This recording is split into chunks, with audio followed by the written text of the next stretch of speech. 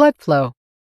The natural direction of blood flow is through the right atrium across the tricuspid valve and diastole, and is ejected by the crescent-shaped right ventricle across the pulmonary valve during ventricular systole. Blood drains into the right atrium through the superior and inferior vena cava. These vessels conduct systemic venous return, that is, deoxygenated blood, and directs it into the right atrium. The tricuspid valve is open during ventricular diastole, allowing filling of the right ventricle during this phase of the cardiac cycle. During ventricular systole, the right ventricle contracts and blood is directed through the infundibular portion of the right ventricle across the open pulmonary valve. Right ventricular systolic contraction generates sufficient pressure to open the pulmonary valve and eject blood into the lungs.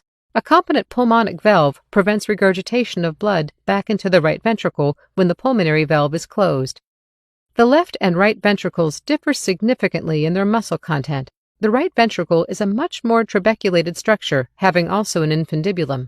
The left ventricle features no such infundibulum. Oxygenated blood from the lungs is conveyed to the left atrium via the pulmonary veins. The normal left atrium has 4 pulmonary veins draining oxygenated blood into this chamber. During ventricular diastole, oxygenated blood passes from the left atrium into the left ventricle. A normal left ventricle allows for filling during diastole at low pressure. During ventricular systole, the left ventricle generates sufficient pressure to open the aortic valve, and blood is ejected into the high-pressure aorta.